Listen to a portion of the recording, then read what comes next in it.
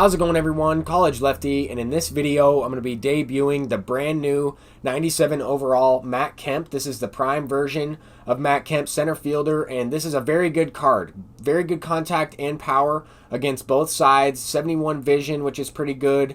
He has 87 fielding, a little bit lower reaction at 77, but 84 speed. So that's going to be really nice. I'm going to be using him in the cleanup spot for this video, as well as in left field on defense. So let me go ahead and hide the face cam. You all can take a look at the PCI placement and feedback and everything like that.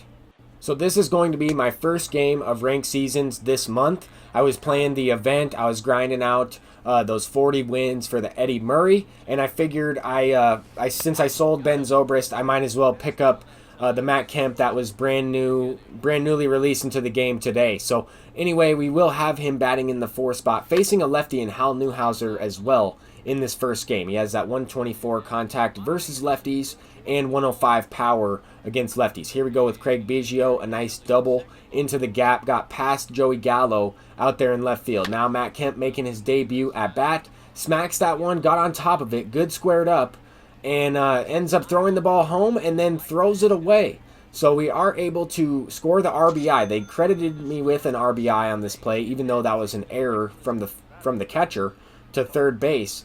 Anyway, later in this inning, Nolan Gorman comes up. Kind of got a little bit of a lag there, but we did hit a good squared up fastball up and inside. I was sitting on that pitch, squared it up perfectly, and got a kind of a no-doubter animation. That was just weird based on that little bit of lag. But Brusdar Graterol definitely pitching well in this game. So far, 2 innings, he hasn't given up anything. Here we get a late base hit with Ryan Sandberg. This card is batting in the 8th spot of the lineup. Because I did mix up the lineup a little bit, I wanted to kind of balance it up. So I figured I would go with Sheffield a little higher. He normally bats in somewhere where Matt Kemp is batting in this game. Sometimes cleanup, sometimes 5th or 6th. I like to mix it up there. Mickey Mantle sends out a 2-run shot. So we will have Matt Kemp up in the next inning. Unable to get him up in that previous inning, but we do take a 5-0 lead in this game. So that's really important. Start to square up the ball pretty well on Hall of Fame, at least just barely starting off the stream. I just recently was playing these games of ranked seasons over on Twitch. We've had a lot of people come in and let me know that they're enjoying the hitting tips videos, they're enjoying the YouTube content. I am thankful for that. I can't say thank you enough. I really do appreciate all that feedback, and I'm trying to help you all out as much as possible.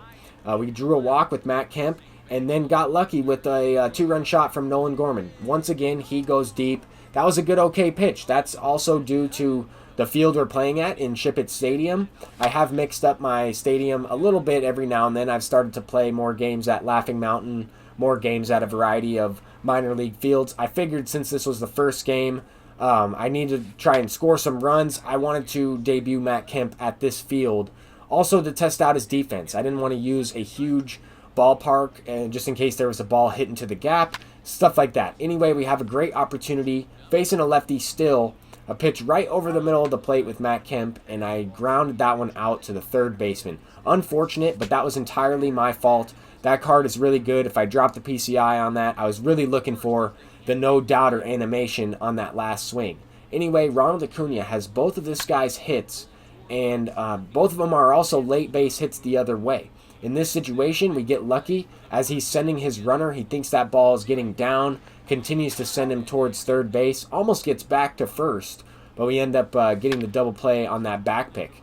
Later on in the game, he hits a double with his pinch hitter, Willie McCovey, so that's going to do it for Hal Newhouser in this one against me. He goes to a righty in Charlie Morton and send me a friendly quit. I don't think he really wanted to finish this game off. I don't know why he would send a friendly. We're already, 6 innings in. I was not able to clutch that one up with a mercy rule. We were only 2 runs away in the bottom of the 4th inning, but I just was not able to capitalize and get the job done.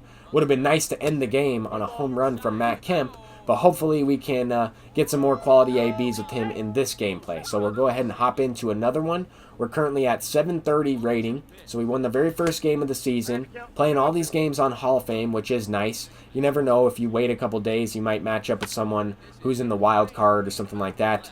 Here Matt Kemp gets a cutter over the middle of the plate, early okay feedback, PCI not even on it, sends it out for a 2-run shot. So that's nice to see. It's nice to get rewarded on a pitch that you're not necessarily on. If I take a full swing right here, that's probably sent out for a home run as well.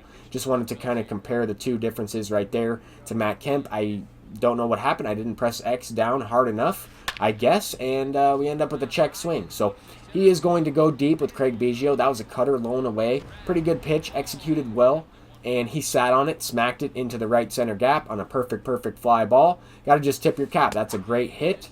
I noticed that this opponent was a little bit late on the fastball. He's struggling with the fastball, and also that was setting up the off speed so far throughout this game. I have hung a couple pitches over the middle. There, Matt Kemp hits into a double play. Unfortunate that it was a good squared up pitch, low in the zone. I just didn't get under it in order to send it into the gap or even out for a homer. Anyway, we do have a 2-1 game.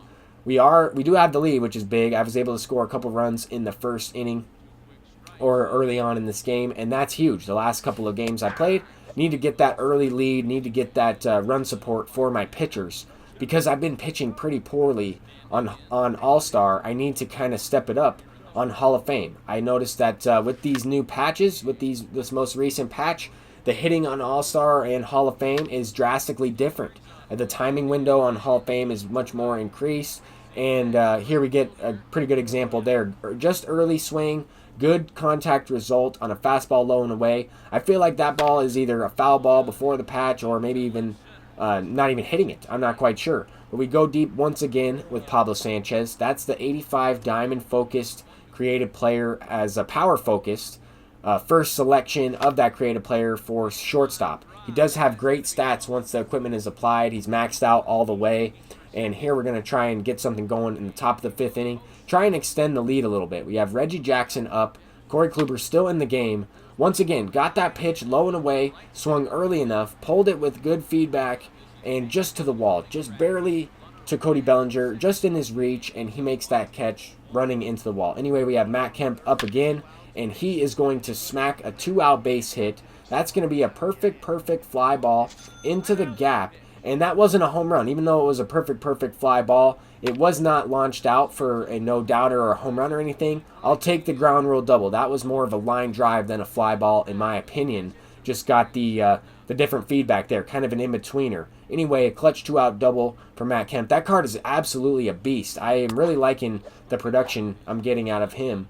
And also, I noticed that most of the time, I struggle when I first get brand new cards. Like, for example, Gary Sheffield, Mickey Mantle, when I first got him, I wasn't really doing that well with them, and I started to pick it up over time. That clip kind of glitched out, kind of just fast-forwarded through that swing and that home run with Sheffield. At least it wasn't during a swing with Matt Kemp in this gameplay, because he's the debut guy. He's the guy we're focusing on in this video. At least that we were able to get all the quality swings and clips with this Matt Kemp. He draws another walk in this one, so drew a couple walks. I wasn't really getting too many good pitches to hit with him, and a couple of the pitches I did get, I missed. I hit into a double play, hit that good squared up or good slurve into a double play in this game. But we do have a 6-2 lead. Down to his last out. I'm going to get into one more game of ranked seasons as well in this video. We need to get this out right here. He pops it up to Reggie Jackson, and that's going to do it. So we move up to 759. We're getting closer to CS. I'm currently at like level 38 diamond. If I am able to get to CS, I will be able to get the 40 diamond, the level 40 diamond high diamond choice pack, and that will unlock me either Ricky Henderson or Willie McCovey. So that's going to be solid to have for that next event as well. Here in this game, Matt Kemp is starting us off with the first base hit of the ball game, gets to third base, and Pablo Sanchez delivers with a 2-out home run, 2-run shot, no doubter on a good okay contact. I hit into a double play in that inning as well, or else that could have been a 3-run shot, maybe even a grand slam if we were able to get something going in that last inning. Anyway, the opponent is responding with the home run from Chipper Jones. A no-doubter. That was absolutely crushed, and Chipper Jones once again hits a home run against me. Later in the game, Matt Kemp in another at-bat hits a hard ground ball. Probably would have been an out if it didn't hit the corner of the third base bag, and he beat it out for an infield hit. So I figured I would include that one, get his average up a little bit more, batting around 700 with that card. And this is the play in the gap that I wanted to include. This play right here is probably made by my other left fielder that I took out for Matt Kemp. Taylor Trammell. But in this situation, he ties the game up. We need to go ahead and capitalize in the bottom of the 5th, and that's exactly what happens. We end up winning this game 4-2, but I wanted to include that last defensive play from Matt Kemp because he didn't really have as much range as I thought he would, or that reaction kind of affected that. But that's going to do it for this video. Thank you all for watching. That's the 97 overall prime version of Matt Kemp in his debut. Peace out.